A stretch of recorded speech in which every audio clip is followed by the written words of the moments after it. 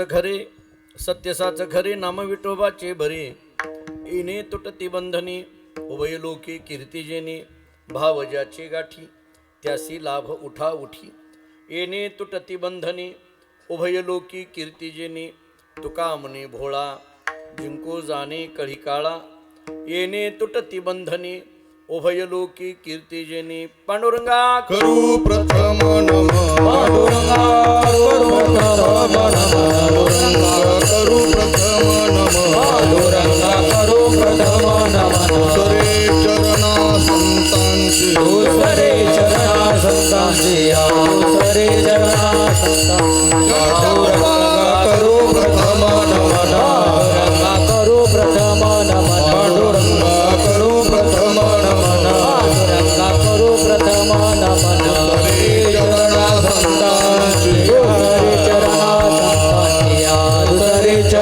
संतांचे या पांडुरंगा करू प्रथम नमन दुसरी चरण संताची या त्यांच्या कृपादाने कथेचा विस्तारू बाबाजी सद्गुरुदास तुका मस्तक हे पायावरी या वारकरी संताची आजीने पंढरी सारिखाची अपोला धामणगाव केला वैकुंठाधिपती श्री विठ्ठल सखा सोयरा जोडीला जो का भक्त विरक्त भूतळवटी विख्यात हा बोधला त्या श्री संत सद्गुरुमान कोज चरणी साष्टांग मेघातीला विढला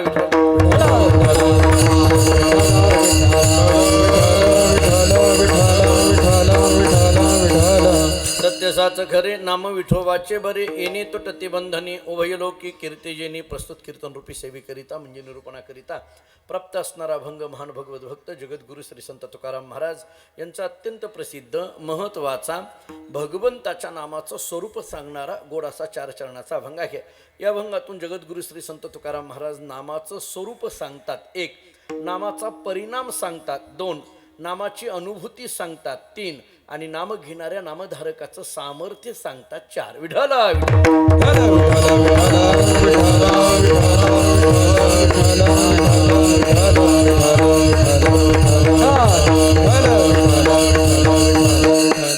पवित्र भूमी असणाऱ्या या श्री क्षेत्र गोंदेगाव या नगरीमध्ये भगवंताच्या कृपेने साधू संतांच्या आशीर्वादाने भगवान श्री गोंदेश्वराच्या कृपेने हा उत्सव या ठिकाणी संपन्न होतो आहे. या उत्सवाचं हे 25वे वर्ष आणि म्हणून रौप्य महोत्सवी वर्ष म्हणून आपण मोठ्या थाटामाटामध्ये आणि आनंदामध्ये उत्साहामध्ये या ठिकाणी साजरे करत आहोत. समस्त ग्रामस्थ मंडळी या सर्वांच्या सहकार्याने आदरणीय हरिभक्तीपरायण श्रद्धेय ज्ञानेश्वर माऊली कदम महाराज तसेच आदरणीय हरिभक्तीपरायण श्रद्धेय संजय नाना महाराज दोंडगे यांच्या प्रेरणेने आणि आपल्या सर्वांच्या उपस्थितीमध्ये हा उत्सव संपन्न होतो आहे. 25वे वर्ष असल्यामुळे रौप्य महोत्सवी वर्षाच्या निमित्ताने आदरणीय हरिभक्तीपरायण श्रद्धेय समाधान महाराज पगार यांच्या मुखातून आपण जगद्गुरु श्री संत तुकाराम महाराजांचं चरित्र अत्यंत गोड पद्धतीने आपण ऐकत आहात. आणि अशा एका मंगलमय या उत्सवामध्ये माझ्याकडे परमभाग्याने प्राप्त झालेली ही कीर्तनाची सेवा विढल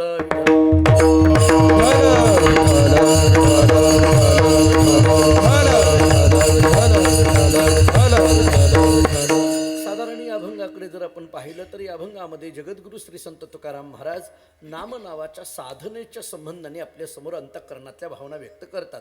नाम हे साधन म्हणून जेव्हा स्वीकारलं जातं तेव्हा तत्वज्ञानाच्या कसोटीमध्ये याला साधन म्हणायचं का साध्य म्हणायचं याची पुष्कळ मोठी चर्चा आपल्याला केलेली दिसून येते. त्याचं कारण असं आहे, साधन कशाला म्हणायचं आणि साध्य कशाला म्हणायचं. ज्याच्या माध्यमातून पोहोचायचं असतं त्याला साधन म्हटलं जातं आणि जिथं पोहोचायचं असतं त्याला साध्य म्हटलं जातं. आणि साध्यापर्यंत साधनाच्या माध्यमातून जो पोहोचण्याचा प्रयत्न करतो त्याला साधक असं म्हटलं जातं. असं साधक साधन आणि साध्य या त्रिपुटीचा विचार आपल्याला करता येण्यासारखा आहे. महाराजांनी इथं नाम नावाच्या साधनाचा विचार केलेला आहे. हे साधनही आहे आणि साध्यही आहे. नीट ऐका, भगवंताचं नाम हे केवळ साधन नाही आहे, भगवंताचं नाम हे साध्यही आहे. थोडं पुढं बोलतो, एखाद्या वेळेस भगवान परमात्मा लवकर भेटेल पण भगवंताचं नाम अखंड राहीलच याची शाश्वती देता येत नाही. विढाला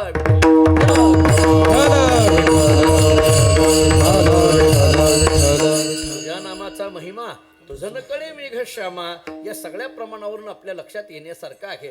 ज्यावेळेस एकदा हनुमंतराय प्रभू रामचंद्रांचं अखंड नामचिंतन करत होते तेव्हा प्रभू रामचंद्रांनी हनुमंतरायाला थांबविलं. अरे थांब म्हटले, काय करतोस. हनुमंतरायांनी सांगितलं, राम राम राम भजन करतोय, नामस्मरण करतोय. प्रभू रामचंद्रांनी सांगितलं, अरे तू ज्या रामाचं भजन करतो तो राम तुझ्या समोरच आहे ना. म्हटले, हो आहे ना. मग मी जर समोर असेल तर माझं भजन करायची काय गरज आहे. मी नसताना मी भेटावा म्हणून तू भजन करणं ठीक आहे, मी भेटल्यानंतर पुन्हा माझं भजन करण्याची आवश्यकता तरी काय आहे. हनुमंतरायांनी फार गोड उत्तर दिलं. हनुमंतरायांनी सांगितलं, देवा तू भेटणं वेगळं आणि तुझं नाम भेटणं वेगळं. तू भेटणं वेगळं आणि तुझं नाम भेटणं वेगळं. तू भेटला की फक्त अयोध्येचा उद्धार आहे, पण तुझं नाम भेटलं की सगळ्या जगाचा उद्धार आहे. याचा अर्थ तुझं नाम हे तुझ्यापेक्षाही श्रेष्ठ आहे. म्हणून एका अर्थाने नाम साधनही आहे आणि एका अर्थाने नाम साध्यही आहे. विठ्ठल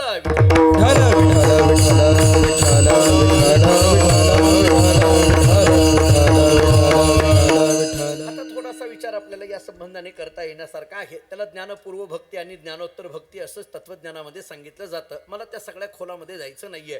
साधन म्हणून जेव्हा नामाचा विचार आपण केला जातो, त्या संबंधांनी जर आपण विचार करायला गेलो तर तुकाराम महाराजांच्या चरित्राच्या दृष्टीने दोन महत्त्वाच्या भूमिका या अभंगाच्या अनुषंगाने आपल्याला पाहता येण्यासारख्या आहेत. जगद्गुरु श्री संत तुकाराम महाराजांच्या चरित्रामध्ये साध्यही व्यक्त केलेलं आहे आणि साधनही व्यक्त केलेलं आहे. तुकाराम महाराजांच्या चरित्रातून साध्याचीही निश्चिती दिसून येते आणि साधनाचाही स्वीकार दिसून येतोय. मी आपल्याला पुन्हा दोन वाक्य सांगतो. काहींच्या जीवनामध्ये साध्याचा स्वीकार असतो, साध्याची निश्चिती असते, पण साधनाचा स्वीकार नसतो. आणि काहींच्या जीवनामध्ये साधनाचा स्वीकार असतो पण साध्याची निश्चिती नसते. आता ही तत्वज्ञानातली जरी वाक्य वाटत असली तरी मी सोपे शब्द सांगून पुढे जातो. म्हणजे याचा अर्थ काहींच्या जीवनामध्ये कुठं जायचं हे माहीत असतं पण कसं जायचं हे माहीत नसतं, आणि काहींच्या जीवनामध्ये कसं जायचं हे माहीत असतं पण कुठं जायचं हे माहीत नसतं. माणसाला या दोन्ही गोष्टी कळायला पाहिजे. मी गमतीने सांगत असतो, माणसाला कुठं जायचं हे कळावं. नीट ऐका, कुठं जायचं हे कळावं. समजा कुठं जायचं हे नाही कळालं तर कमीत कमी आपण कुठून आलो एवढं तरी कळावं. कुठून आलो एवढं तरी कळावं. आणि समजा आपण कुठून आलो हेही नाही कळालं तर कमीत कमी आपण सध्या कुठं आहोत एवढं तरी कळावं. माणसाला कमीत कमी आपण कीर्तनात बसलो हे तरी कधी कधी लक्षात आलं पाहिजे. म्हणजे आपण सध्या कुठं आहोत हे तरी कळावं. आणि आपण सध्या कुठं आहोत हेही नाही कळालं तर कमीत कमी आपणच कोण आहोत एवढं तरी कळावं. याचं कारण असं आहे, आपण कोण आहोत हे कळालं की आपण कुठे आहोत हे कळत असतं. आपण कुठे आहोत हे कळालं की आपण कुठून आलो हे कळत असतं. आणि आपण कुठून आलो हे कळालं की आपल्याला कुठं जायचं हे कळत असतं. विठ्ठल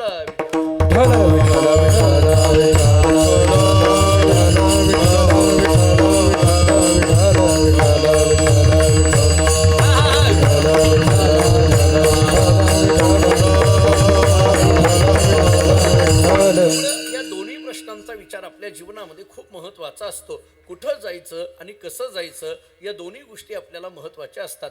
तुकाराम महाराजांच्या चरित्राच्या दृष्टीने या दोन्ही प्रश्नाचा विचार आपल्याला करता येण्यासारखा आहे. तुकाराम महाराजांच्या जीवनचरित्रामध्ये साध्य काय आहे याचीही आपल्याला निश्चिती दिसून येते आणि साधन कोणतं आहे याची आपल्याला निश्चिती दिसून येते. मी तुकाराम महाराजांच्या चरित्रातले हे दोन भाग सांगतो. एक साध्याच्या दृष्टीने सांगणार आहे आणि एक साधनाच्या दृष्टीने सांगणार आहे. थोडी गमतीने उदाहरणं द्यायची झाली तर साध्य माहीत असतं म्हणजे काय व्हायचं हे माहीत असतं पण ते होण्याकरता काय करावं लागतं हे माहीत नाही. आणि काही लोकांना काय करतोय हे माहीत असतं पण हे केल्याने काय होणार आहे हे माहीत नसतं. काय व्हायचं हे माहीत असतं पण त्याच्याकरता काय करावं लागतं हे माहीत नाही. मी साधं उत्तर देऊन तुम्हाला प्रश्नाचं उत्तर देऊन पुढे जातो. काय व्हायचं हे माहीत आहे पण त्याच्याकरता काय करावं लागतं हे माहीत नाही. चौथीचा मुलगा आहे. चौथीच्या पोराला विचारलं तुला मोठेपणी काय व्हायचं, तो म्हणतो कलेक्टर व्हायचं, रोज शाळा बुडवतो. उदाहरण संपलं. कळलं का? पहा, एक फक्त काय व्हायचं एवढंच माहीत आहे पण त्याच्याकरता काय करावं लागतं, अभ्यास करावा लागतो, शाळेत जावं लागतं, कष्ट करावे लागतात हे माहीत नाहीये ना. आता दुसरा वर्ग सांगतो काय करतोय हे माहीत आहे पण हे केल्याने काय होणार आहे हे माहीत नाही. काय करतोय हे माहीत आहे पण यांनी काय होणार आहे माहीत नाही. आम्ही बरेचदा घरी गेल्यानंतर मग आम्ही एखाद्याच्या घरी गेलो की आम्ही विचारत असतो कसं चाललंय, बरं आहे का, कसं आहे का, किती मुलं आहेत, किती मुली आहेत हे आम्ही विचारत असतो म्हणजे हे आम्हाला विचारावंच लागतंय. विचारावं लागतंय म्हणजे हे असले उद्योग ज्याला येतात त्यानंच महाराज व्हायचं आहे अलीकडल्या काळामध्ये. अहो ते घरी गेल्यानंतर विचारावं लागते कसं चाललंय, बरं आहे का, काय आहे का, किती मुलं आहेत, किती मुली आहेत असं विचारत राहावं लागतं. शेवटी जनसंपर्कामध्ये राहत असताना किंवा परंपरा चालवत असताना समाजाचं नेतृत्व करत असताना समाजाशी एकरूप व्हावं लागतं. तेव्हा कुठंतरी समाज स्वीकारत असतो. विठ्ठल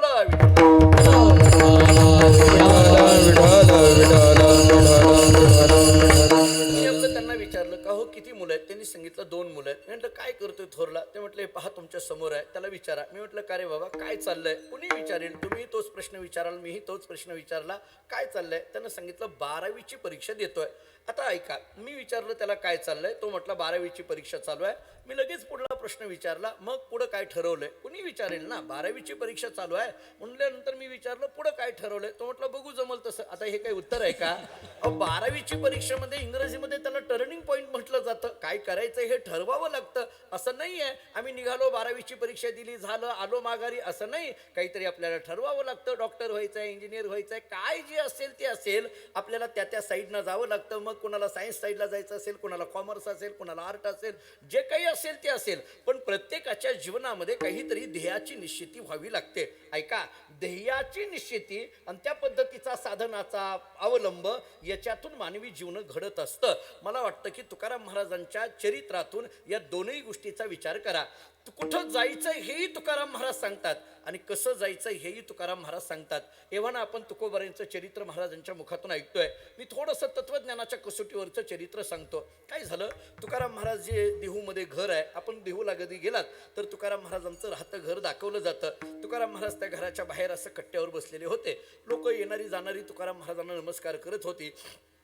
तुकाराम महाराज त्याला बोलवायचे आणि त्याला म्हणायचे, एक काम करा, मला माझ्या घरी घेऊन चला. तो मनुष्य हसायचा, निघून जायचा. पुन्हा कोणीतरी यायचं, पुन्हा तुकाराम महाराज म्हणायचे, मला माझ्या घरी घेऊन चला. तोही माणूस हसायचा, निघून जायचा. अनेक माणसांना महाराज एकच प्रश्न विचारतायत, मला माझ्या घरी घेऊन चला, मला माझ्या घरी घेऊन चला. एका माणसाने विचारलं, महाराज तुम्ही घरातच आहात ना, आणखीन कुठल्या घरी घेऊन जायचं आहे? तुम्ही घरातच आहात ना, घरात बसलेल्या माणसांनी कुठं म्हणायचं असतं का घरी नेऊन सोडा, घरी नेऊन सोडा, घरी नेऊन सोडा? थोडे गमतीने वाक्य सांगू, मान्य आहे, काही माणसाला संध्याकाळच्या वेळेला घरी नेऊन सोडावं लागते आपल्याला. म्हणजे त्याला असं म्हणावं लागतं, रस्त्यावर पडण्यापेक्षा तुझ्या घरी पड बाबा, असं म्हणून सामाजिक काम आपण रोज संध्याकाळी करतो. त्यातल्या त्यात बाजाराच्या दिवशी तर बरेच असले गिराईक भेटतात आपल्याला. पण तुकाराम महाराजांसारख्या महात्म्याने असं म्हणायची काय गरज आहे, मला माझ्या घरी नेऊन सोडा. एकाने विचारलं, महाराज तुम्ही घरातच आहात ना, आणखीन कुठल्या घरी नेऊन सोडायचं आहे? जरा बारीक ऐका. तुकाराम महाराजांनी सांगितलं, बाबा ज्या घराला तू घर म्हणायला लागला त्या घराला मी घर म्हणतच नाही. उलट या 4 भिंतीच्या घराची आसक्ती संपल्यानंतर ज्या घराला सुरुवात होते त्या घराला मला जायचं आहे. त्यांनी विचारलं, मग महाराज हे घर तुमचं नाहीये? महाराजांनी सांगितलं, हे घरही माझं नाहीये, ही जागाही माझी नाहीये, नवे हा देशही माझा नाही. देशवेश नो हे सहज फिरतालो माझा सहज फिरतालो सत्ता कवनावरी कोटे स्थिर राही करू सत्ता कवनावरी कोठे स्थिर राहिलो. पाय डोळे म्हणता माझे हे कैसा मोकलीलो पाय डोळे म्हणता माझे ते कैसा मोकलेलो. परदेशी नाही कोणी अंध पांगुळ झालो परदेशी नाही कोणी अंध पांगुळ झालो. परदेशी नाही कोणी अंध पांगुळ झालो परदेशी नाही कोणी अंध पांगुळ झालो. आता माझे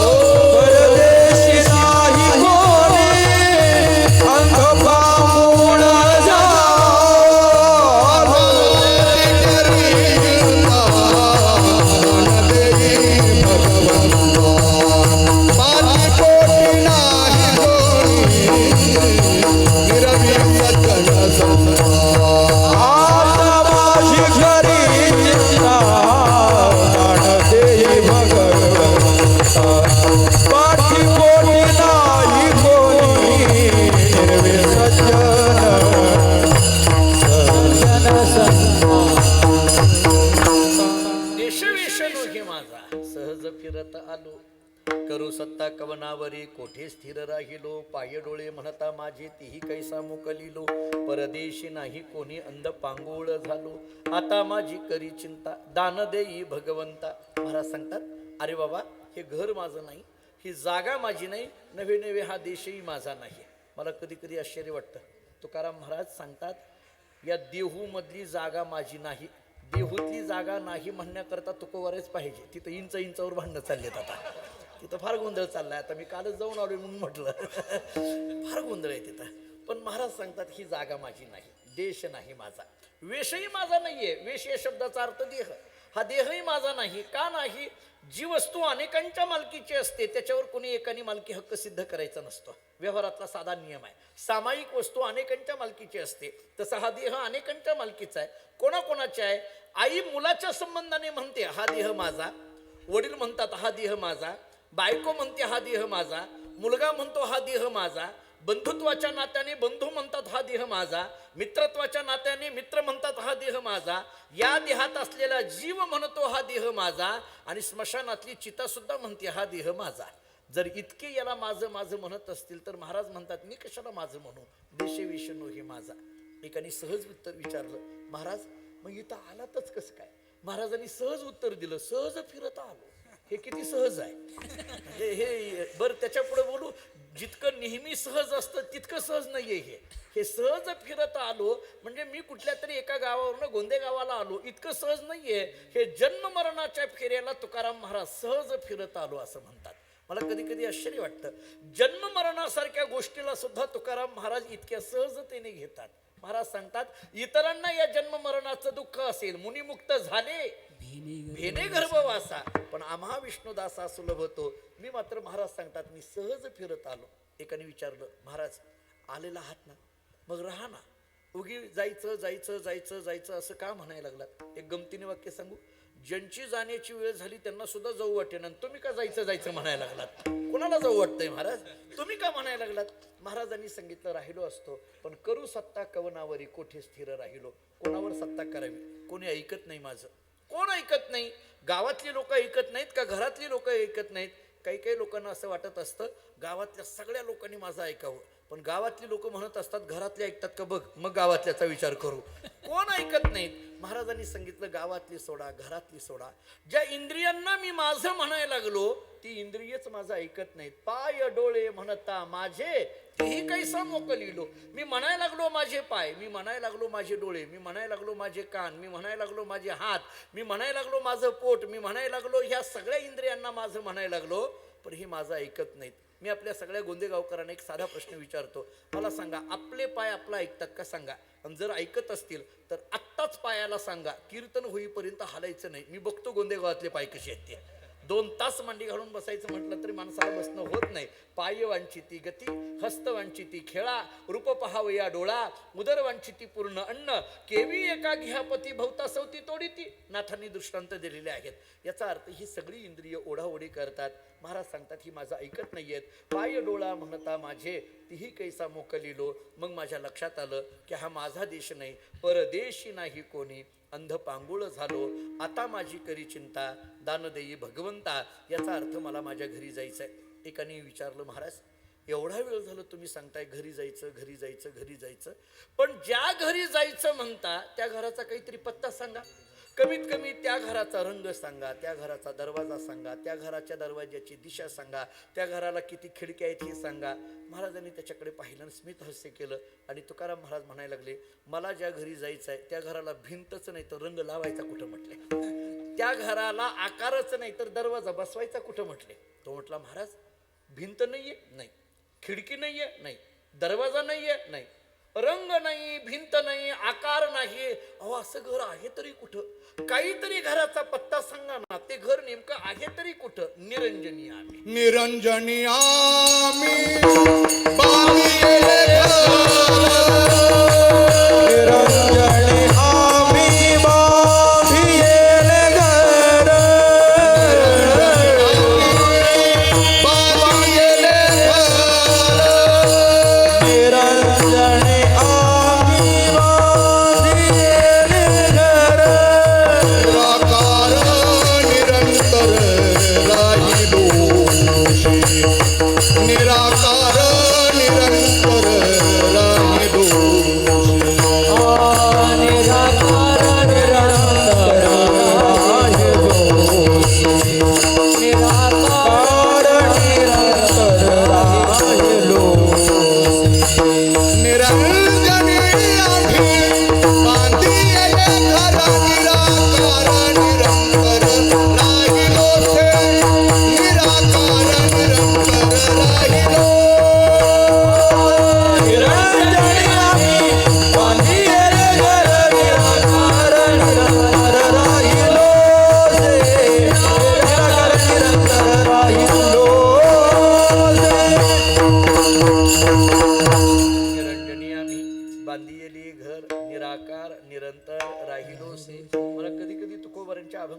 प्रवास करताना आश्चर्य वाटतं.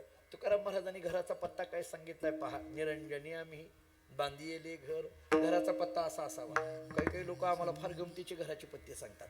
एकाने कीर्तनाची तारीख दिली. बरं आता ते अलीकडे कसं आहे, पूर्वी प्रत्यक्ष भेटून तारखा दिल्या जायच्या, प्रत्यक्ष भेटली जायची. त्यामुळे काय व्हायचं की आम्हाला लक्षात यायचं की आपल्याला कोणत्या गावात जायचं आहे, आणि त्या गावकऱ्यांच्या लक्षात यायचं की आपल्या गावात कोणते महाराज यायचे. आता फार गोंधळ झाले. गावकऱ्यांनाही माहीत नसतं येईपर्यंत कोणत्या महाराजाला फोन लागला होता कोणाच ठाऊक. ते आता युट्यूबवर इतके गोंधळ झालेले आहेत सगळे. बरं ते एका पुरुषोत्तमला लागण्याच्या ऐवजी दुसऱ्या पुरुषोत्तमला लागते. काय करावं, काय कमी पुरुषोत्तम आहेत का आपल्याकडे. मग त्यानं आई माझी नाही म्हटलं की अडचण येते. परत सगळे येते. हे ते तेवढं कट करून टाकू नको, परत गोंधळ माझ्या मागं लागेल काहीतरी. पण होतं ना कधी कधी एखाद्या वेळेस या नावाचा महाराज. आता बऱ्याचदा गोंधळ होतात. म्हणजे फोन नंबर सुद्धा आता अलीकडे. बरं पूर्वी असं नव्हतं महाराज. आता जुना काळ मच्छिंद्र महाराज जुन्या पठडीतले आमच्या सगळ्यांमध्ये ते ज्येष्ठ आहेत. खूप त्यांनी ऐकलंय, खूप पाहिलंय. समाधान महाराजही आता बऱ्यापैकी संस्थेची सगळी माहिती असलेली आदरणीय समाधान महाराज आहेत. अतिशय सात्विक, संपन्न, मोठ्या गुरुजनांच्या जवळ ती राहिलेली आहेत. या मंडळींना विचारा किंवा आपल्या संस्थेची परंपरा पहा किंवा फडकरी परंपरा पहा. पूर्वी प्रत्यक्ष भेटलं जायचं, भेटून तारीख दिली जायची, कीर्तनाची सेवा घेतली जायची. ते फार जुनी लोक फार बघायचे महाराज. तारीख देताना फार पाहायचे. म्हणजे तो सप्ताह कुठला आहे, कसा आहे, त्याचं नियोजन काय आहे, कशाच्या निमित्ताने आहे. कारण अलीकडल्या काळामध्ये कशाच्याही निमित्ताने सप्ते चाललेले आहेत. त्यामुळे ते पाहिलं जायचं की बाबा त्याचं निमित्त काय आहे, त्याच्या पाठीमागटला उद्देश काय आहे. कारण अखंड हरिनाम सप्ताह हा पारमार्थिक कार्य आहे. हे परमार्थाचं फार मोठं दालन आहे की जिथं आमचे वडील एक वाक्य सांगायचे. आमचे वडील असं सांगायचे, आता शुभम महाराजांना माहिती आहे, आमचे वडील असं सांगायचे, परमार्थ केल्याची खून एकतरी जावा अवगुण असं म्हणायचे. अवगुण जाणं हे परमार्थाचं मोठं द्योतक आहे ना. त्यामुळे ते पाहिलं जायचं पूर्वीच्या काळामध्ये, प्रत्यक्ष भेटलं जायचं. त्यामुळे एकमेकामध्ये मिसळून राहायचं, फार गोड होतं. आता कीर्तनाच्या तारखा अशा फोनवर देतात. बरं मला एकाने व्हॉट्सअपला मेसेज केला, अमुक 22 तारीख शिल्लक आहे का, असेल तर तुम्ही सकाळी मला फोन करून कळविणे. मीच कळवायचं, त्यानं नाही मला फोन करायचा. किती गोंधळ झालेत आता अलीकडे. असं नसतंय महाराज. इतकं अवमूल्यन कीर्तन नावाच्या संहितेचं करू नये. कारण कीर्तन हे साधन तुम्हाला मी काय बोलू. आपण 25 वर्ष झालं सप्ताह करता. सोमनाथ महाराज आपण पुढे आहात, आपण फार पाहिलेली मंडळी आहात. कीर्तन हे साधन कसं आहे मी एकाच वाक्यात सांगेन की अन्य साधनं आपल्याला देवाकडे घेऊन जातात, अन्य साधनं आपल्याला देवाकडे घेऊन जातात, पण कीर्तन नावाचं साधन देवालाच आपल्याकडे घेऊन येतात. लक्षात घ्या. कलियुगा माझी करावे कीर्तन, तेने नारायण स्वतःहून देईल भेटी, सुखी येतो घरा नारायण. हे किती प्रमाण मी आपल्याला याच्या संबंधाने समोर देऊ. आणि मग कधी कधी लोक आम्हाला तारीख देतात. मग ते मी त्यांना म्हटलं, अहो तुमच्या गावात यायचंय खरं, पण मी तुमच्या गावात कधी आलेलो नाहीये. मग तुमचं घर कुठं आहे, मी कुठं येऊ गाडी घेऊन, कोणाचा परिचय नाही. आता ते घराचा पत्ता त्याने जे सांगितला तो म्हटलं महाराज कोणाला विचारायची गरज नाही. म्हटलं मग तुमचं घराचा पत्ता काहीतरी सांगा. तो म्हटलं गाडी घेऊन आल्यानंतर एक काम करायचं, गावामध्ये जे घर 2 मजले आहे ना ते आपलं आहे म्हटलं. आता हा काही पत्ता आहे घराचा. मी एक मानसशास्त्राच्या दृष्टीने वाक्य सांगू का. मी काही काळ कॉलेजमध्ये मानसशास्त्र शिकवलेलं आहे. सायकॉलॉजीच्या दृष्टीने एक वाक्य असं आहे, आपलं घर किती मोठं आहे याच्यावर घराचं घर पण नसतं. नीट ऐका. आपलं घर किती मोठं आहे याच्यावर घराचं घर पण नसतं. आपल्या घरातल्या माणसांची मनं किती मोठी आहेत त्याच्यावर घराचं घर पण असतं. नीट ऐका. घरात पाय टाकला, मी जरा थोडं पुढं बोलतो, घरात पाय टाकला की घरातल्या भिंती सांगत असतात घरातली माणसं कशी आहेत. कारण इंग्रजीमध्ये ज्याला वेव्ज म्हटलं जातं, मराठीमध्ये ज्याला लहरी म्हटलं जातं, त्या लहरी आपल्या घरामध्ये अशा वावरत असतात, अशा फिरत असतात. आपण ज्या पद्धतीचे विचार करत असतो त्या विचाराची स्पंदनं आपल्या अवतीभोवती फिरत असतात. आपण ज्या पद्धतीने बोलत असतो त्याच्या लहरी आपल्या घरामध्ये आणि आपल्या समवेत असलेल्या व्यक्तींच्या अंतःकरणावर त्या परिणाम करत असतात. त्यामुळे आपल्याकडे विचार, उच्चार आणि मग आचार. आचार हा शब्द अंतःकरणातल्या विचारावर अवलंबून आहे. थोडंसं धाडस करून पुढे बोलतो. विचार आणि उच्चार या 2 गोष्टी किती महत्त्वाच्या आहेत सांगू.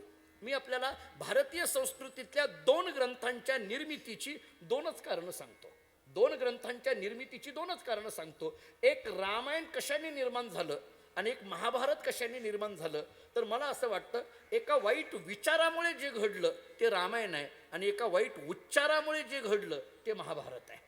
तुम्हाला जर आता बारकाईने जर ऐकायचं झालं, सीतामाईच्या मनामध्ये लक्ष्मणाच्या संबंधाने आलेला एक वाईट विचार अख्ख्या रामायणाला कारणीभूत ठरला आणि द्रौपदीच्या मुखामध्ये दुर्योधनाच्या संबंधाने असलेला एक वाईट उच्चार अख्ख्या महाभारताला कारणीभूत ठरला. त्यामुळे विचाराची शुद्धी त्याच्यावर उच्चाराची शुद्धी असते आणि उच्चाराची शुद्धी त्याच्यावर आचाराची शुद्धी असते. विठ्ठल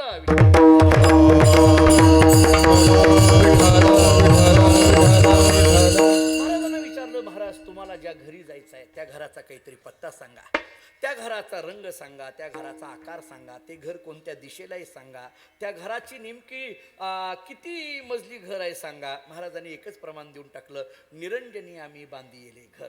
निराकार निरंतर राहिलोसे याचा अर्थ निर्गुण स्वरूपता हे जीवाचं मूळ घर आहे. आता निर्गुण स्वरूपतेकडे जायचं असेल तर कसं जावं लागेल? निर्गुणी पावलो सगुणी भजता विकल्प धरिता जीवा झडे.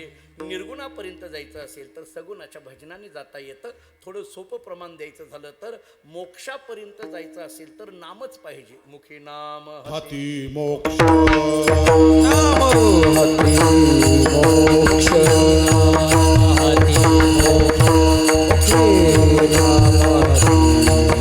ऐसी साक्ष बहुतांचे ऐसी साक्ष बहुतांचे ऐसी साक्ष बहुतांचे ऐसी साक्ष बहुतांचे ऐसी साक्ष बहुतांचे नाम हाती मोक्ष ऐसी साक्ष बहुतांचे ऐसी साक्ष बहुतांचे ऐसी साक्ष बहुतांचे मुखे नाम हाती मोक्ष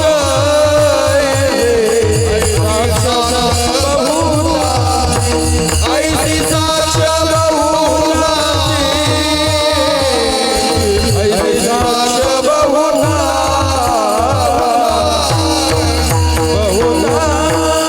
ही नाम हती मोक्ष ऐशी साक्ष बहुतांची. याचा अर्थ काय?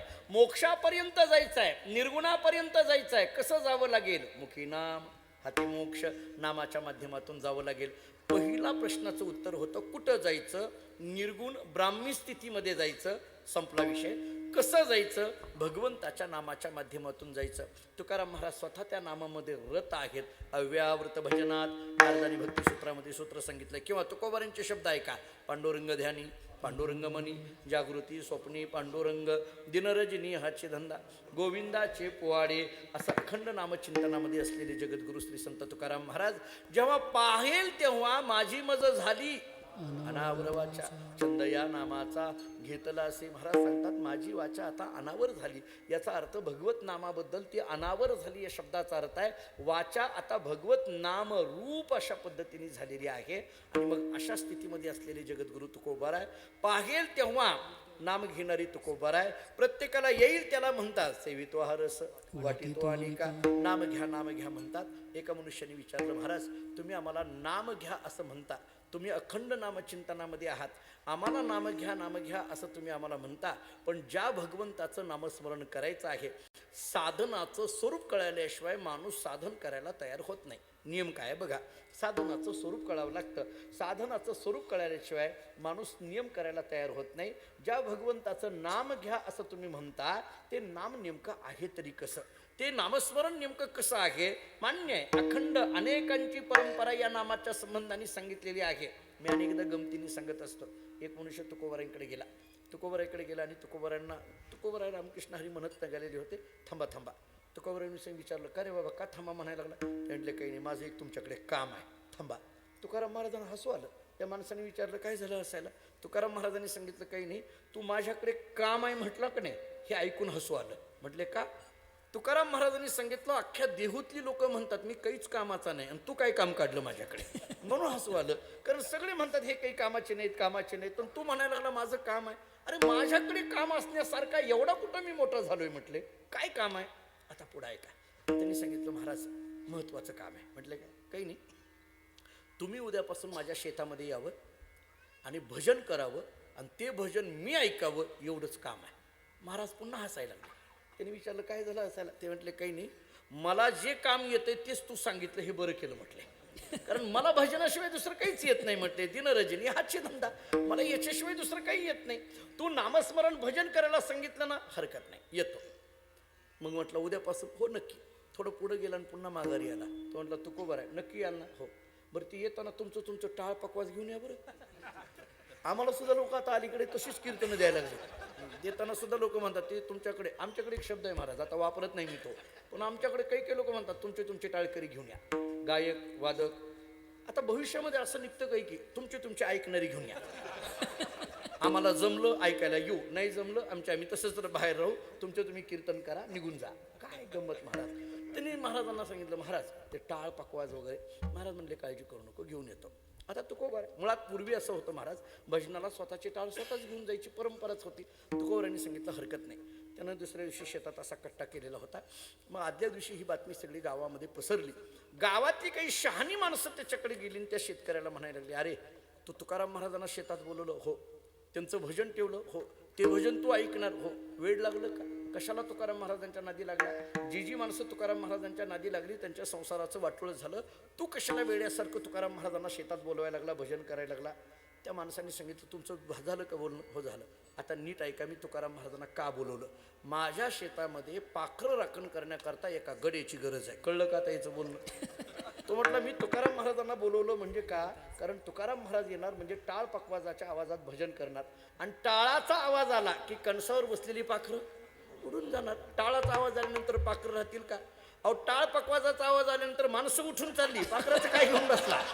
माणसं सुद्धा म्हणतात यांचं झाल्यावर गावात जाऊ, आता यांचं होऊ द्या काय असेल ते, मग आपलं बघू म्हणतात. माणसाला आता ऐकायला हे नको वाटायला लागले. आणि तुकाराम महाराजांनी सांगितलं पाखरं अलगद पद्धतीने उडून जाणार, तुकाराम महाराजांचं भजन होणार, ते पाखरं राखण माझं होणार, म्हणजे अगदी अलगद पद्धतीने व्यवस्थित कार्यक्रम होणार. ती सगळी म्हटली अरे वा हुशार आहेस म्हटले तू. दुसऱ्या दिवशी असा कट्टा केलेला. महाराज त्या कट्ट्यावरून बसले. आता तुकाराम महाराजांचं ते भजन इतक्या गोड स्वरामध्ये चालू झालेलं भजन, गोंदेगावकर तुम्हाला आश्चर्य सांगू, भजन इतकं गोड होतं की त्या शेतातली पाखरं तर भजन ऐकतच होती, पण भजन इतकं गोड दुसऱ्याच्या शेतातली पाखरं उठून याच्या शेतात बसायला लागली. आणि त्या सगळ्या पाखरांकडे पाहून महाराजांनी म्हणावं सर्वात्मक पण माझे हिरो निमित्त कोण, विष्णुमय जग वैष्णवांचा धर्म, भेदाभेद भ्रम अमंगळ अवघीभूते साम्य आदी देखील म्या काही होते. अशा पद्धतीने तुकाराम महाराजांचं अखंड भजन चाललेलं. एकाने महाराजांना विचारलं महाराज कुठं जायचं? ब्रह्मस्वरूपाच्या ठिकाणी जायचं असं तुम्ही सांगितलं, कसं जायचं? भगवंताच्या नामाच्या माध्यमातून जायचं असं सांगता. साध्यही कळालं, साधनही कळालं, पण जे साधन तुम्ही आम्हाला करायला सांगता त्या साधनाचं स्वरूप कळालं नाही. आणखीन त्याचं स्वरूप सांगा. ते सत्य आहे का असत्य आहे, खरं आहे का खोटं आहे, चांगलं आहे का वाईट आहे, सोपं आहे का अवघड आहे? अभंगाचं पहिलं चरण. सत्य साच खरे, सत्य साच खरे,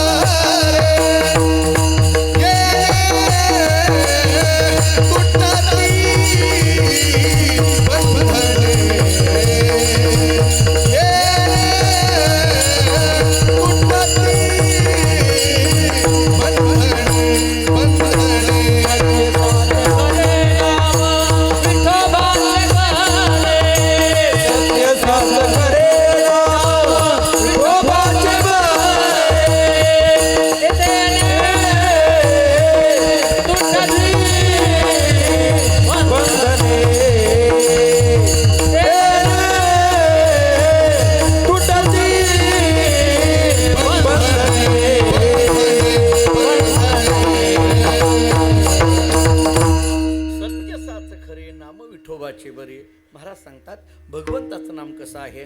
सत्य आहे, साच आहे, खरं आहे आणि बरं आहे. हे 4 शब्द एकत्रिताना सत्य, साच, खरं आणि बरं. आता सत्य म्हणजे काय, साच म्हणजे काय, खरं म्हणजे काय आणि बरं म्हणजे काय? एका वाक्यात त्याचा अर्थ सांगतो. सत्य सत्य या शब्दाचा अर्थ नेमकं काय? मी 2-3 पद्धतीने सांगतो. वेदांताच्या दृष्टीने विचार केला तर जिथं भेद नाही त्याला सत्य म्हटलं जातं, जिथं परिच्छेद नाही त्याला सत्य म्हटलं जातं, आणि जिथं अभाव नाही त्याला सत्य म्हटलं जातं. आता वेदांताची हा मूळ भूमिका फार गोड आहे. स्वगत सजातीय विजातीय भेद नाही ते सत्य आहे. कालपरिच्छेद, वस्तुपरिच्छेद, देशपरिच्छेद नाही ते सत्य आहे. प्रागभाव, प्रध्वंसाभाव, अन्योन्याभाव नाही ते सत्य आहे. आता थोडं उलट्या पद्धतीने बोलू. भेद का नाही, परिच्छेद का नाही आणि अभाव का नाही? याला एका वाक्यात उत्तर असं आहे, भगवंताचं नाम एक आहे म्हणून भेद नाही, भगवंताचं नाम व्यापक आहे म्हणून परिच्छेद नाही, भगवंताचं नाम भावरूप आहे म्हणून अभाव नाही. आता भेद नाही म्हणून सत्य, परिच्छेद नाही म्हणून सत्य, अभाव नाही म्हणून सत्य.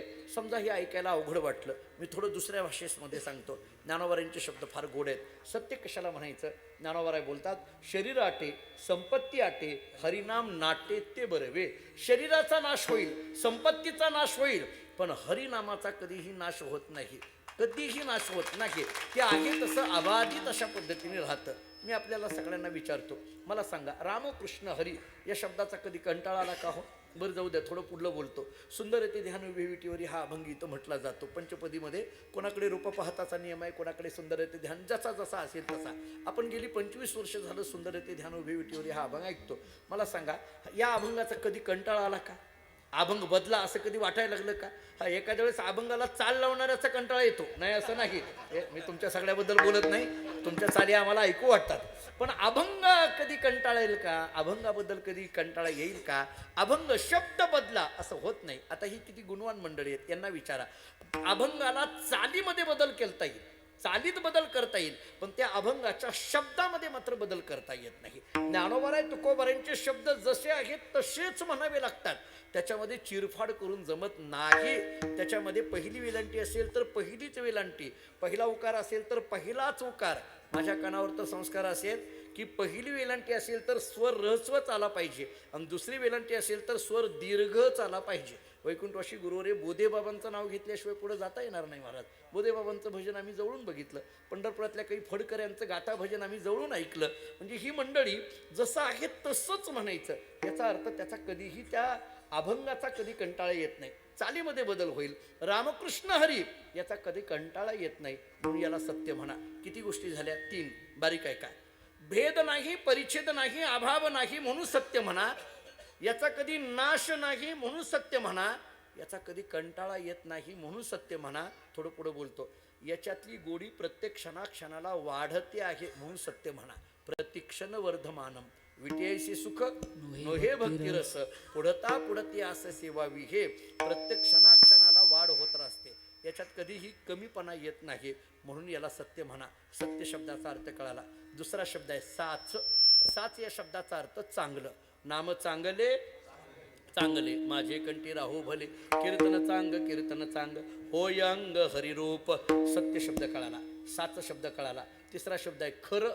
खरं म्हणजे काय? मी एकच प्रमाण देतो, तुका म्हणे तुची खरा आणि येरव अवघा पसारा, याला म्हणायचं खरं. या अवघाचे आकार ग्रासियला काळे, एकची निराळे हरीचे नाम, याला खरं म्हणा. आणि सगळ्यात महत्त्वाचा शेवटचा शब्द आहे बरं. पहिल्या चरणामध्ये सत्य, साच, खरं आणि शेवटचा शब्द बरं. बरं या शब्दाचा अर्थ सोपं. रामकृष्ण हरी म्हणा, विठ्ठल म्हणा, हे शब्द कसे आहेत? सोपे आहेत, फार त्रास नाही. राम म्हणायला फार त्रास होत नाही, पण राम म्हणता रामाची होईजे, पदी बैसोनी पदवी घेईजे. विठ्ठल हे म्हणायला फार त्रास नाहीये. विठ्ठल हा शब्द उच्चार करायला फार त्रास होत नाही. रामकृष्ण हरी हा शब्द उच्चार करायला फार त्रास होत नाही. याचा अर्थ हे बरं आहे, म्हणजे सोपं आहे.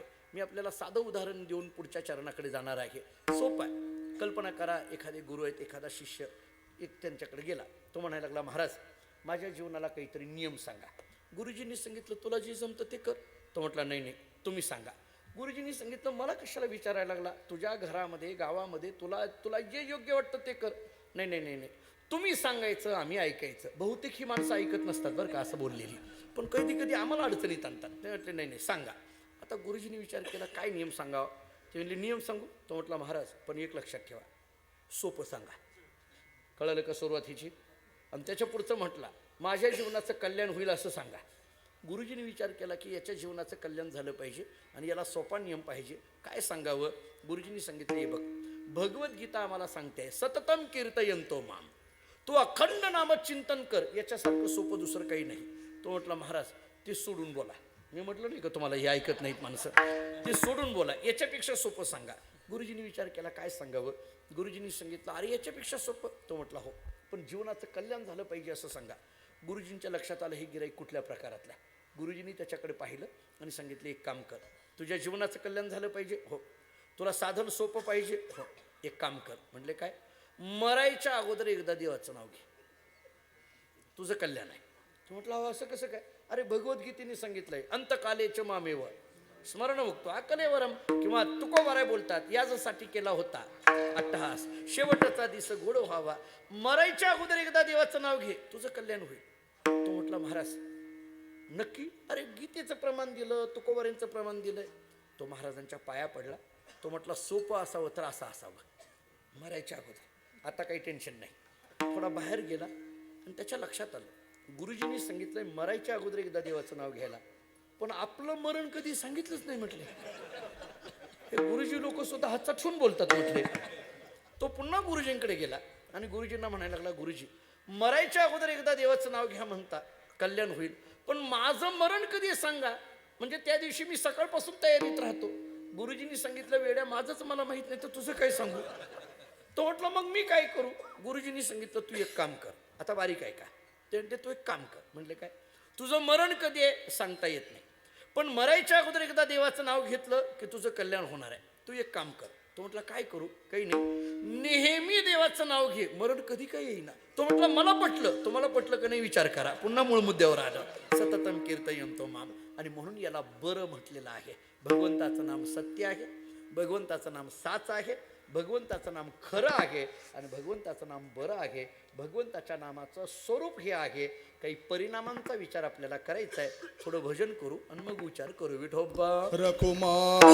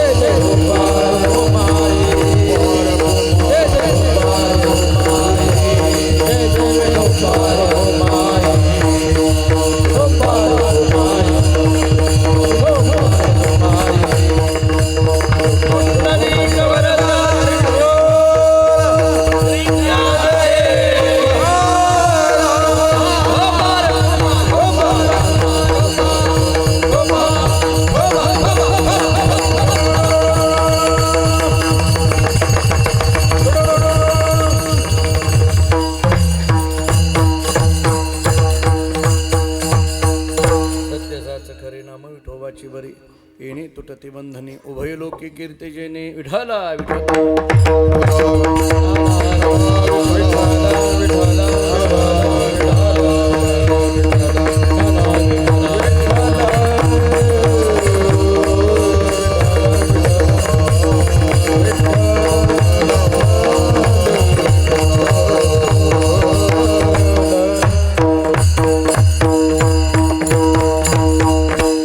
या भंगाचा विचार करताना वेळ आहे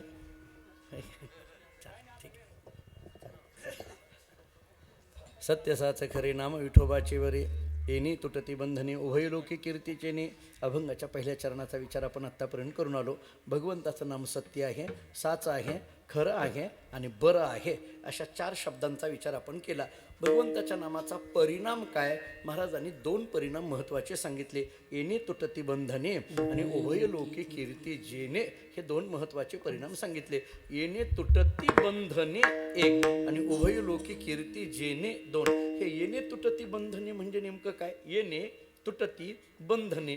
गुरुरे भाऊ पाठशाळेमध्ये असताना असं सांगायचे, बंधने असती तर तुटती, नसती तर कशाने तुटती म्हणायचे. आता हे तत्वज्ञानातलं वाक्य आहे, गमतीच आहे. बंधने असती तर तुटती, नसती तर कशाने तुटती. याचा अर्थ बंधन असावं आणि मग तुटावं. बंधनच नसेल तर तुटती म्हणण्यात काय अर्थ आहे का?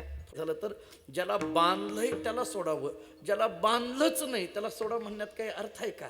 ज्याला बांधलं असेल त्याला सोडा म्हणण्यामध्ये ठीक आहे, जर बांधलेलंच नसेल तर सोडा सोडा म्हणण्यामध्ये अर्थ नाही.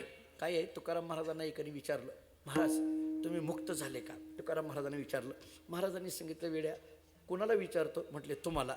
महाराजांनी सांगितलं, मुक्त कासया म्हणावे, बंधन ते नाही ठावे. अरे ज्याला बंधन आहे त्याला जाऊन विचार, मला बंधनच नाही तर मुक्त म्हणण्यामध्ये अर्थ नाही ना. जरा थोडं बारीक सांगू, थोडं तत्वज्ञानातला विचार सांगतो, जरा सूक्ष्म ऐका. मुक्त झालो असं म्हणणंही अडचणीचं आहे आणि मुक्त झालो नाही असं म्हणणंही अडचणीचं आहे. बघा, वेदांताच्या दृष्टीने जर विचार केला त्याचं कारण सांगतो. मुक्त झालो असं म्हटलं, मुक्त झालो असं म्हटलं की याच्यापूर्वी बंधनात होता हे मान्य करावं लागतं, आणि मुक्त झालो नाही असं म्हटलं की आता बंधनात आहे हे मान्य करावं लागतं. कळलं का नाही? मुक्त दोन्हीकडनं.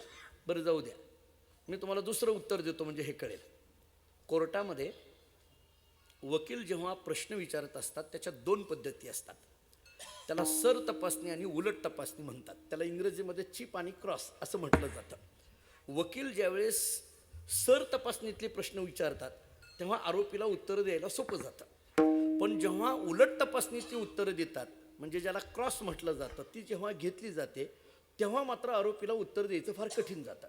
त्याचं कारण असं असतं, तो प्रश्नच असा विचारलेला असतो की त्या आरोपीने कसंही उत्तर द्यायला गेला की अडकतो. प्रश्नच असे असतात, त्या प्रश्नांची रचनाच अशी केलेली असते. त्या वकील मग ते त्यात कसं असतंय, ज्याला चांगली क्रॉस घेता येतं तो वकील श्रेष्ठ असं असतंय. ते एवढ्यावरनं तरी तुम्ही लक्षात ठेवा, मी वकील आहे. नाही, माझं खरंच LLB झालंय. मी फक्त आता कोर्टात जायला वेळ नाही म्हणून गोंदेगावला आलोय, एवढंच आहे. आता काय करावं आता? पण बघा, वकिलीमधला जो काही काय असतंय, शेवटी LLBचं शिक्षण सगळ्याला सारखंच असतं. कोणी पुण्यातून केलं काय, कोणी मुंबईतून केलं काय, कोणी कोल्हापुरातून केलं काय, कोणी इकडं नाशिककडून केलं काय, सारखंच असतं. प्रत्येकाला ती सेक्शन, ती पुस्तकं, ती सगळं सारखं असतं. हे जे आपली जी काही दाखवणं असते ना, त्या कोर्टामध्ये गेल्यानंतर युक्तिवाद करत असताना, ते जे आर्ग्युमेंट करत असताना मांडण्याची जी पद्धती असते आणि त्यातल्या त्याच क्रॉस घेणं ज्याला म्हटलं जातं. काही वकील इतके तयारीचे असतात की त्या आरोपीने कसंही उत्तर द्यायचं म्हटलं तरी ते अडकून जातात. काही असे क्रॉस घेतले जातात, फार कठीण असतात. म्हणजे मी गमतीने सांगत असतो, एखाद्या वकिलाने एखाद्या आरोपीला विचारलं, तू तुझ्या बायकोला केव्हापासून मारायचं सोडून दिलं? मी उदाहरण देतो, तुम्ही मनावर घेऊ नका. काय उगा आपलं आता गमतीने द्यायला लागलो. त्या आरोपीने जर उत्तर दिलं 8 दिवसापासून, तर याचा अर्थ त्याच्यापूर्वी मारत होता हे सिद्ध झालं. म्हणजे काहीही बोलायला गेला की अडचणीत येतं. असे काही प्रश्न असतात. तसं तुकाराम महाराजांना हा प्रश्न विचारला की तुम्ही मुक्त झाले का? हा क्रॉस मधला प्रश्न आहे बरं का. आपल्या कायद्याच्या भाषेत बोलायचं झालं तर हा क्रॉस मधला का, मुक्त झाले का? आता याचं उत्तर हो म्हणून दिलं तरी अडकतंय आणि नाही म्हणून दिलं तरी अडकतंय. हो मुक्त झालो याचा अर्थ पूर्वी बंधनात होता, अज्ञान होतं हे मान्य करावं लागेल.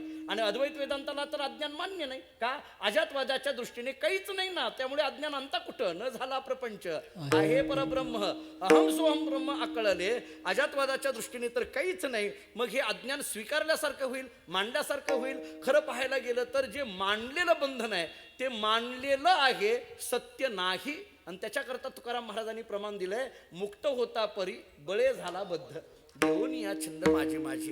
मुळात बघायला गेलं तर जीव हा मुक्त आहे, आत्मतत्व कशानेही बांधलेलं नाहीये. अन्नमय कोश, प्राणमय कोश, मनोमय कोश, विज्ञानमय कोश, आनंदमय कोश या कोणत्याही कोशाने ते बांधलेलं नाहीये. मुळात आत्मतत्व मुक्त आहे, फक्त बळे झाला बद्ध. बळे झाला बद्ध याचा अर्थ बळच बद्धता आली. जुन्या काळातली मंडळी उदाहरण द्यायची, जी काही जुनी कीर्तनं आम्ही ऐकली ते उदाहरण फार गोड द्यायचे. काय झालं, संध्याकाळच्या वेळेला त्या कुंभाराकडे 5-50 गाढवं यायला आली आणि मग त्या गाढवाला बांधण्याकरता दोरी कुठून आणायची. मग ते कुंभार दादा हुशार, त्यांनी काय केलं, एक दोरीचा तुकडा घेतला आणि गाढवाच्या पायाला चिटकवला. बांधला नाही, उगाच चिटकवला. चिटकवल्याबरोबर त्या गाढवाला वाटलं बांधलं. सकाळी गेले ते त्या कुंभारात त्या गाढवाच्या जवळ गेले आणि सोडल्यासारखं केलं. ते केलं हॅक केल्याबरोबर त्या गाढवाला वाटलं सोडलं, निघाल. मला गोंदेगावकरांना विचारायचं आहे, बांधलंय का, सोडलंय का? बांधलं नाही, सोडलं नाही. पण बांधलं नसताना बांधलं म्हणायला लागलं. बरोबर आहे कोण? हां, मला तेच पाहिजे होतं तुमच्याकडनं, बाकी काही नाही. खरं तर बांधलं नाही पण बळच बांधलं म्हणायला लागलं. आम्हाला काही वेळेला आता वारी आहे, आता उद्या एकादशी आहे बघा, आम्ही पंढरपूरला एकादशीला, काही दशमीला आम्ही पंढरपूरला, मग एकादशीला काही मंडळी येतात, फार घाईत येतात. एवढी घाईमध्ये येतात, अगदी भेटतात की निघायला लागतात. आम्ही म्हणतो अहो प्रदक्षिणा करा, नाही नाही. बरं कीर्तन आहे का, नाही. मग आम्ही म्हणतो जाऊ द्या हो, फराळ तरी करून जा. त्यांनी मला सांगितलं महाराज आम्ही किती बांधलोय तुम्हाला काय माहिती, तुम्ही काय मोकळे. त्यानं मला मोकळं करून टाकलं. खरं तर आत्मतत्व कशानेही बांधलेलं नाहीये, बांधलं नाही पण बांधलं असं वाटायला लागलं. म्हणून तुकोबारायांना वाटायला लागलं की हे सोडावं लागेल, तोडावं लागेल. म्हणून येणे तुटती बंधने. विठ्ठल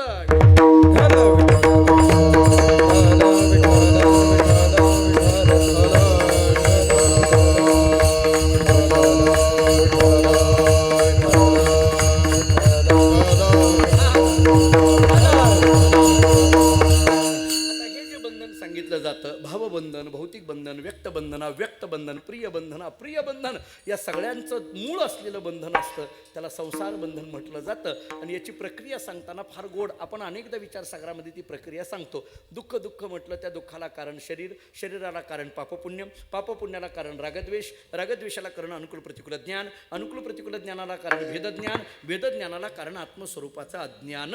आणि मग हे अज्ञान नावाचं बंधन तोडायचं असेल तर महाराज सांगतात येणे तुटती बंधने उभय लोकी कीर्ती जेणे. महाराजांना विचारलं, महाराज भगवंताच्या नामाचं स्वरूप कळालं, सत्य साच खरे बरे, भगवंताच्या नामाचा परिणाम कळाला. येणे तुटती बंधने उभय लोकी कीर्ती जेणे. भगवंताच्या नामाची अनुभूती काय आहे, अभंगाच्या 3ऱ्या चरणामध्ये महाराजांनी सांगितलं. भावजाचे गाठी, भावजाचे गाठी,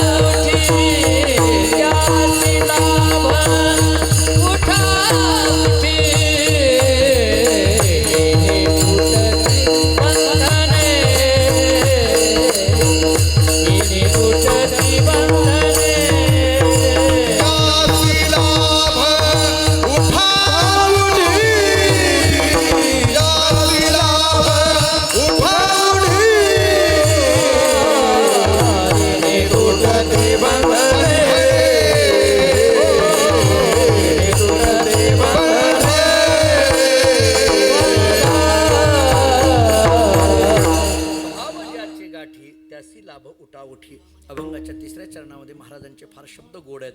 महाराज सांगतात, ज्या क्षणी अंतःकरणामध्ये भाव निर्माण होतो तो क्षण परमतत्वाच्या साक्षात्काराचा आहे. जरा बारीक ऐका. अंतःकरणामध्ये निर्माण झालेला भावोदय आणि परमतत्वाचा साक्षात्कार हा एका क्षणामध्ये होतोय. आपल्याकडे चुलीवर तापलेला तवा आहे, त्याच्यावर तुम्ही बोट ठेवलं आणि तासाभरानंतर पोळलं, शक्य आहे का? बोट ठेवलेल्या क्षणी चटका बसतो. तसं ज्या क्षणी अंतःकरण द्रवीभूत होतं त्या क्षणी परमात्म्याचा साक्षात्कार होतो. भाव ज्याचे गाठी, आपल्याकडे म्हण आहे पहा, जसं पेरतो तसं उगवतं म्हटलं जातं. कारण जसा भाव तसा देव. भाव बळी आकळे एरवी नाकळे किंवा देवाकारणे भाव तस्मात द्यावे न लगे फारसे विंत. ज्या पद्धतीचा भाव तसा देव. जुन्या काळामध्ये एक उदाहरण दिलं जायचं. एखाद्या मनुष्याने भगवान प्रभू रामचंद्रांची पूजा करायची ठरवली. रोज रामाची पूजा, स्नान घालतोय, वस्त्र नेसवतोय, सगळं चाललेलं आहे. बरेच दिवस झालं पूजा केली, पण त्याच्या लक्षात आलं एवढी वर्ष पूजा करूनही राम काय आपल्याला भेटत नाहीत, राम दर्शनही देत नाहीत आपल्याला. काय करावं? त्यांनी विचार केला, जर देवाने नियम केला एक पत्नी एक वचनी एक बाणी तसा एक भक्त, आपला नंबर कधी लागायचा? म्हटले मग काय करू? एक काम करू, देवच बदलू म्हटले. लोक नाही का महाराज बदलू म्हणत नाहीत का लोक, तशातला प्रकार. आता अलीकडे महाराज बदलण्यात सुद्धा लोक पटाईत झालेत आता. तसं देव बदलू म्हटले कोणता देव घ्यायचा? बाजारात गेला, मूर्त्यांच्या दुकानात गेला आणि समोर कृष्ण मूर्ती दिसली. ते म्हटलं हे बरं आहे, कृष्णाची मूर्ती चांगली आहे, कृष्ण देव चांगला आहे. म्हणले काय? कारण भागवतामध्ये आपण ऐकलंय अनेक गोपाळांना अनेक गोपिकांना या कृष्णाने दर्शन दिलंय, अनेकांना दर्शन दिलंय. ते म्हटले हे एक चांगलं आहे. आणि दुसरी गोष्ट, कृष्णाचा आपला स्वभाव जरा जुळतोय. त्याचं कारण असं आहे की या कृष्णाने गोकुळात फार चोऱ्या केलेल्या आहेत, आपणही एकही सप्ताह वाया घालवलेला नाही, त्यामुळं हे बरं आहे म्हटलं आपल्याला. त्यानं ती काय केलं, कृष्णाची मूर्ती घेतली, घरी आला, रामाची मूर्ती देवघरातून उचलली, खाली ठेवली. जरा लक्ष देऊन ऐका, भाव मला एवढंच सांगायचं आहे. रामाची मूर्ती उचलली, खाली ठेवली, वरती कृष्णाची मूर्ती ठेवली आणि पूजा करायला लागला. पूजेमध्ये एक नियम आहे, सुगंधी द्रव्य लावणं म्हणजे अत्तर लावणं. ते अत्तर घेतलं आणि देवाच्या अंगाला लावायला लागला. ते सगळीकडे सुगंध झाला, वास यायला लागला. वास यायला लागल्यानंतर त्याला वाटायला लागलं या अत्तराचा वास घेण्याचा अधिकार कोणाला? मला, कारण मी भक्त आहे. आणि दुसरा कोणाला? कृष्णाला, कारण तो देव आहे. या अत्तराचा वास त्यांनी घ्यावा आणि मी घ्यावा, हे रामाचं काय काम आहे म्हटले. खाली ते राममूर्ती खाली होती ना, बरं काही नाही. त्यानं 2 कापसाचे गोळे घेतले आणि राममूर्तीच्या नाकात घातले, वास घेऊ नये म्हणून. असं केल्याबरोबर प्रभू रामचंद्र प्रगट झाले. हा घाबरला. तो म्हणायला लागला, अहो प्रभू, मी जेव्हा पूजा करत होतो तेव्हा तुम्ही माझ्या स्वप्नातही आला नाही, आज मी तुमचा तिरस्कार करतोय, तुम्ही माझ्या समोर प्रगट झालात, असं कसं काय? प्रभूंनी एवढं गोड उत्तर दिलं. प्रभू रामचंद्रांनी सांगितलं, एवढी वर्ष तू माझी पूजा केली, राम मूर्ती म्हणून पूजा केली, आज तुझ्या अंतःकरणात भाव निर्माण झाला की राम मूर्ती नाही, राम देव आहे. ज्या क्षणी भाव निर्माण होतो त्या क्षणी माझा साक्षात्कार होतो. त्यामुळे भाव ज्याचे गाठी त्यासी लाभ मोठा उठी. महाराजांना विचारलं, महाराज भगवंताच्या नामाचं स्वरूप कळालं, सत्य साच खरे बरे. भगवंताच्या नामाचा परिणाम कळाला, येणे तुटती बंधने उभय लोकी कीर्ती जिनी. भगवंताच्या नामाची अनुभूती कळाली, भाव ज्याचे गाठी त्यासी लाभ उठा उठी. पण हा नाम घेणारा नामधारक याचं सामर्थ्य काय? अभंगाच्या शेवटच्या चरणामध्ये तुका मने भोळा, तुका मने भोळा, तुका म्हणे भोळा, तुका म्हणे भोळा, तुका मने भोळा, तुका मने भोळा.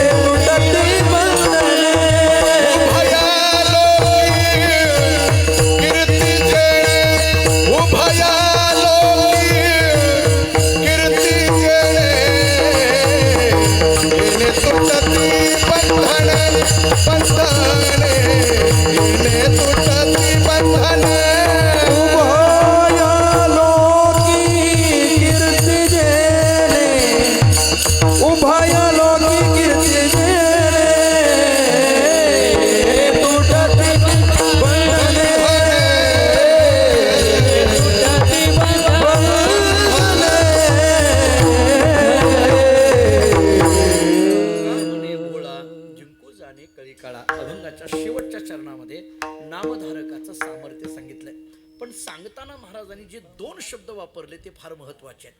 तुका म्हणे भोळा आणि पुढे सांगितलं जिंकू जाणे कळी काळा. हे भोळा म्हणायचं आणि कळी काळाला जिंकणं म्हणायचं हे कसं शक्य हो? भोळा आणि पुन्हा काय म्हणायचं कळी काळाला जिंकणं. मुळात भोळा म्हणायचं कुणाला फार कठीण आहे. आता भोळा बऱ्याचदा दिसायला भोळी असली तरी असायला भोळी पाहिजेत की. बऱ्याचदा असं गमतीने म्हटलं जातं ज्याला आपण म्हणतो भोळा बहुतेक त्याचाच पैशावर डोळा असे भोळा दिसतात. मग भोळा कशाला म्हणायचं? भोळा हा शब्द वृत्तीवर अवलंबून आहे. ऐका, भोळा हा शब्द वृत्तीच्या अनुषंगाने घ्यायचा आहे. मी तुम्हाला 2 प्रमाणं देतो. एक ज्ञानेश्वरीतली ओवी देतो आणि एक तुकोबऱ्यांचं प्रमाण देतो. ज्ञानोबराय सांगतात तै शरीर भाव नासती इंद्रिय विषय विसरती जय सोहम भाव प्रतिती प्रगट होय. ओवी घरी गेल्यानंतर ज्ञानेश्वरी उघडा आणि एवढी ओवी जरा मन लावून वाचा. या ओवीतला अर्थ इतका व्यापक पद्धतीने सांगितलाय. ज्ञानोबाराय बोलतात शरीर भाव नासती शरीराची आसक्ती संपली. इंद्रिय विषय विसरती विषयी विसर पडिला निशेष असं झालंय.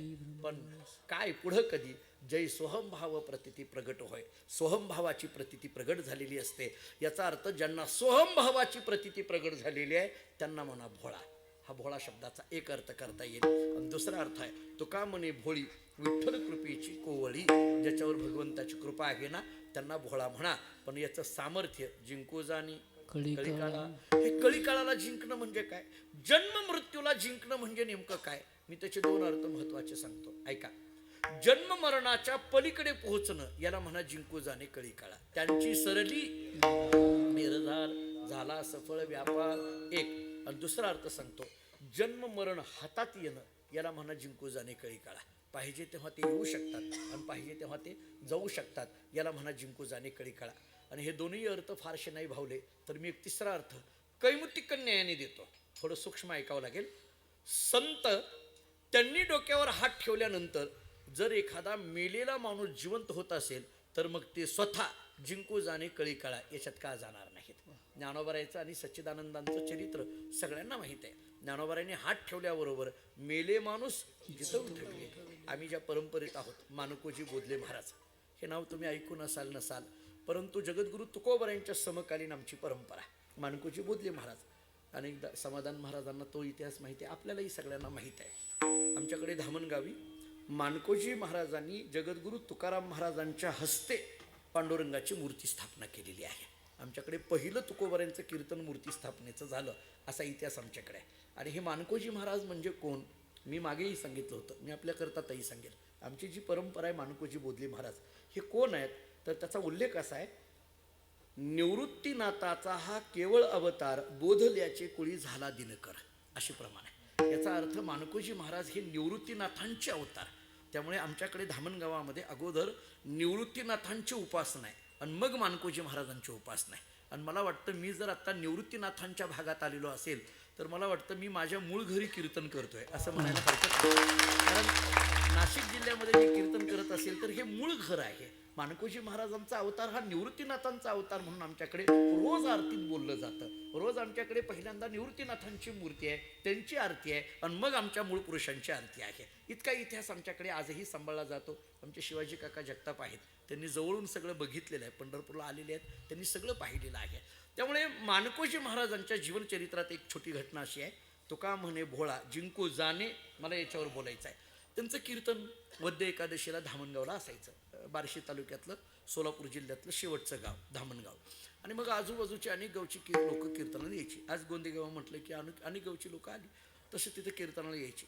जवळ एक राळेरास नावाचं गाव आहे. तिथून काही मंडळी कीर्तनाला निघाली. त्याच्यात एक रखमाजी पाटील नावाचा मनुष्य होता आणि तो कीर्तनाला निघाला. रस्त्यामध्ये त्याला साप चावला. तो जागेवर मेला. बाकीच्यांनी विचार केला आता काय करायचं. ते म्हटले चला माघारी घेऊ. ते म्हटले नाही घरची लोक म्हणतील कीर्तनाला घेऊन गेला तर मारून आणलं. मग काय करायचं. त्याच्यात 2-3 हुशार होते. ते म्हटले एक काम करा या रखमाजी पाटलाला असंच उचला माणकोजी बोधले महाराजांच्या कीर्तनात नेऊन बसवा. उद्या जर काही बरं वाईट झालं सरळ महाराजावर ढकलू म्हटले. लोक असलं फार ढकलतात आमच्यावर. अलीकडे फार कार्यक्रम चाललाय असा आमच्याकडे काही ढकलायचं आमच्याकडे. ते म्हटले असं होईल म्हटले चला. आता ते उचललं माणकोजी महाराजांच्या कीर्तनात आणून बसवलं. कोणाला त्या मेलेल्या रखमाजी पाटलाला. कीर्तनात खांबाला टेकून बसवलं. मी आले आले बघत असतो तसलं टेकलंय का आपल्या कीर्तनात. आपली काही ताकद नाही उठवायची, लोक काही करतात हो, म्हणून आणलं आणि एका खांबाला टेकून बसवलं. महाराजांचं कीर्तन अगदी रंगात चालू. लागून या पाया विनवितो तुम्हा करे टाळी बोला मुखीना. सगळेजण देवाचं नामस्मरण करायला लागले. दोघं तिघं उठून उभा राहिले आणि म्हणायला लागले, महाराज सगळे देवाचं नाव घेतात, हा रखमाजी काही देवाचं नाव घेत नाही. महाराजांनी सांगितलं झोपला असेल, उठवा. एक जण म्हटला, नाही नाही महाराज, उठत नाही, बोलत नाही, हसत नाही, चालत नाही, काहीच करत नाही. दुसरा म्हटला, महाराज मगापर्यंत बरा होता, तुमच्याच कीर्तनात असं झालंय म्हटले. आता काय, मानकोजी महाराज चालू कीर्तनात त्याच्या जवळ गेले. त्या रखमाजी पाटलाच्या डोक्यावर हात ठेवला आणि त्या रखमाजीला सांगितलं, अरे रखमाजी, असं कीर्तनात कुठं झोपायचं असतं का? ऊट म्हटल्याबरोबर मेलेला रखमाजी पाटील कीर्तनात टाळ्या वाजवायला लागला, नामस्मरण करायला लागला. मग मला आपल्याला एवढंच म्हणायचं आहे, जर त्यांनी म्हणजे संतांनी डोक्यावर हात ठेवल्यानंतर मेलेला माणूस जर जिवंत होत असेल तर ते स्वतः जिंकू जाणे कळे काळा, याच्यात का जाणार नाहीत? आता एक सांगू गमतीचं, संतांनी डोक्यावर हात ठेवला की मेलेला माणूस जिवंत होतो. आम्ही डोक्यावर हात ठेवला की जिवंत असलेला मरतो, विचार करत नाही. त्याचं कारण आमच्या हातात तेवढी ताकद नाही, पायात तेवढी ताकद नाही. एक काम करा, घरी गेल्यानंतर गाथा उघडा आणि एक अभंग आवर्जून वाचा. गेही गेही माझी वाचे, गोड नाम विठोबाचे. ऐका रे तुम्ही कान, माझ्या विठोबाचे गुण. डोळे तुम्ही घ्या रे सुख, पहा माझ्या विठोबाचे मुख. मला वाटतं या अभंगाप्रमाणे सर्वेंद्रिय जर आपली भगवत चिंतनाकडे निघालेली असतील, नक्की ओळखा आपला परमार्थाचा प्रवास हा योग्य दिशेने चाललेला आहे. आपली परमार्थाची क्रिया किती चालली आहे याच्यापेक्षा सुद्धा आपली परमार्थाची वृत्ती किती आहे हे महत्त्वाचं आहे. मला असं वाटतं कर्म आणि कर्माच्या पाठीमागटली भावना या दोन गोष्टी स्वतंत्र आहेत. बऱ्याचदा माणसं कर्माला महत्त्व देतात, म्हणजे आपण काय कर्म करतोय याला महत्त्व देतात. मला वाटतं आपण काय कर्म करतोय याच्याबरोबर आपण त्या कर्माच्या पाठीमागं काय वृत्ती ठेवतोय यालाही फार महत्त्व आहे. वृत्ती म्हणजे भावना, आणि बाकी काही नसलं तरी माणसाच्या अंतःकरणातली भावना चांगली पाहिजे. बऱ्याच वेळेला कधी कधी एकाला विचारलं का हो तुमच्या शेजारी फार बंगला मोठा आहे, नोकर चाकर आहेत, घोडेगाडी आहेत, मोठे श्रीमंत दिसतात. त्याच्या जवळच्या माणसाने एकच वाक्य वापरलं. तो म्हटलं, महाराज सगळं खरं आहे हो, मन कुठं चांगलं आहे. संपलं. आपला सातबारा एकाच वाक्यात आहे बघा, आपला बायोडाटा वेगळा नाही. याचा अर्थ मन कुठं चांगलं आहे असं म्हणत असतील तर याचा अर्थ भावना कशी आहे हे महत्त्वाचं आहे. आपण जेव्हा एखादा उत्सव करत असतो त्या उत्सवातून काय निर्माण व्हावं लागतं, आपल्या अंतःकरणातल्या भावना शुद्ध व्हाव्या लागतात. एखादा सप्ताह केला त्याची प्रचिती काय आहे, आपण एखादा कार्यक्रम केला. आज गोंदेगावमध्ये गेली 25 वर्ष झालं हा अखंड हरिनाम सप्ताह संपन्न होतो. माझी नजर जिथपर्यंत आहे तिथपर्यंत भाविकांची गर्दी आहे. आज एवढ्या मोठ्या पद्धतीने मोठ्या संख्येने हा उत्सव या ठिकाणी संपन्न होतोय. मला मगाशी आल्यानंतर महाराजांनी, शिवाजी काकांनी, सगळ्यांनी, सोमनाथ महाराजांनी सांगितलं की जेवढी मंडळी आहेत त्या सगळ्यांना अन्नदान रोज होत आहे. किती कौतुकाची गोष्ट आहे महाराज. एकनाथ महाराजांनी फार गोड वर्णन केलंय भागवतामध्ये. एकनाथ महाराजांनी असं सांगितलंय, सकळ दाना माझी जाण, अतिश्रेष्ठ अन्नदान, दिनास देऊनी सन्मान द्यावी सदन्नती भाविका. मला वाटतं इथं अन्नदान, ज्ञानदान एवढ्या मोठ्या पद्धतीने होत आहे. 25वा भव्य आणि दिव्य उत्सव संपन्न होतोय. मला आणखीन एक या उत्सवाचं वैशिष्ट्य वाटते समाधान महाराज. आणखीन एक वैशिष्ट्य असं आहे की बऱ्यापैकी तरुण मंडळी कीर्तनाला बसलेली आहेत. ही कौतुकाची गोष्ट आहे ताई. अलीकडच्या काळामध्ये खूप कौतुकाची गोष्ट आहे. कारण तरुण मंडळी कीर्तनाला बसतात. मला तर असं वाटायला लागलं, म्हणजे हे सगळं बघितल्यानंतर ऐकणारी बऱ्यापैकी तरुण आहेत, वाजवणारी तरुण आहेत, म्हणणारी तरुण आहेत. महाराज तरी म्हातारा कशाला, म्हणजे असं काहीतरी योजना असेल.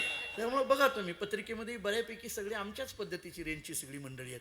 त्यामुळं एकता. आणि खरं आहे, तरणा भाग्यवंत नटे हरिकीर्तनात तारुण्य जीवनामध्ये, युवक अवस्थामध्ये स्वामी विवेकानंदांनी युवक शब्दाचा अर्थ फार गोड सांगितला. त्यांनी असं सांगितलं, युवक शब्दामध्ये 3 अक्षर आहेत, यु, व आणि क. याच्यातला यु शब्दाचा अर्थ युधिष्ठिर, व शब्दाचा अर्थ वशिष्ठ आणि क शब्दाचा अर्थ कर्ण. युधिष्ठिराची सत्यता, वशिष्ठांचं ज्ञान आणि कर्णाचं दान या 3 गुणाचा संगम म्हणजे भारतीय संस्कृतीतला युवक. मला वाटतं ही युवा शक्ती या निमित्ताने जागी व्हावी. मी थोडंसं 25वा वर्ष याचा अर्थ आपला सप्ताह तारुण्यात आलाय असं म्हणायला हरकत नाही. 25वा वर्ष म्हणजे आपण अगदी आता तरुण झालो आहे असं म्हणायला हरकत नाही. आणि त्यामुळे आपण खऱ्या अर्थाने आता परमार्थाला अधिक पद्धतीने उद्युक्त झालो आहे असं म्हणायला हरकत नाही. गोंदेगाव या नगरीमध्ये म्हणजे अनेक दिवसापासूनची इच्छा होती इथं यावं, कारण या परिसरामध्ये 2-4 वेळेस आल्यानंतर या गावाचं नाव ऐकून होतो. हरिभक्तीपरायण कदम मौली असतील, संजय नाना असतील, यांच्या सगळ्यांच्या नियोजनातून हा उत्सव इथं संपन्न होतोय. आणि इतक्या चांगल्या पद्धतीने नियोजन आदरणीय ताई, आज आपली उपस्थिती भुजबळ ताई आहेत, बाकी सगळी मंडळी, सामाजिक, राजकीय, आध्यात्मिक, शैक्षणिक या सगळ्या क्षेत्रातली मंडळी इथं उपस्थित आहेत. सर्वांवर भगवान गोंदेश्वराची कृपा आपल्या सर्वांवर अखंड. मी मंदिर जेव्हा बघितलं ना, मला म्हणजे मी आवर्जून इतका हरकून गेलो, कारण हेमाडपंथी बांधकाम आहे, जुन्या काळातलं आहे, प्रासादिक आहे. आणि अशा पद्धतीची शिवलिंग असणं, मला वाटतं की आमच्याकडे धामणगावामध्ये सुद्धा असंच शिवलिंग आहे, त्याला धर्मलिंगेश्वर म्हटलं जातं. तुम्ही शुभम महाराज बघितलेला आहे तिथं, ते हेमाडपंथी धर्मराजांनी स्थापन केलेलं. त्यामुळे अशा शिवलिंगाची ज्यावेळेस आपल्या गावामध्ये उपस्थिती असते, एका अर्थाने त्या भगवान शिवलिंगाचा किंवा भगवान शंकराचा तो एक आपल्याला आशीर्वाद असतो. गोंदेश्वराच्या कृपेने आपल्या सर्वांवर अखंड भगवंताचं नामचिंतन आणि अखंड आपली वृत्ती, पारमार्थिक वृत्ती टिकवण्याचं काम आपल्या सगळ्यांकडनं व्हावं, एवढी भावना व्यक्त करतो. पुनश्च एकदा ही सेवा भगवत चरणी, ज्ञानोबाराय तुकोबारायांच्या चरणी, मी ज्या परंपरेत आहे त्या मानकोजी बोधले महाराजांच्या चरणी आणि आपल्या सर्वांच्या चरणी सेवा समर्पित करतो. याच ठिकाणी थांबतो. ज्ञानेश्वर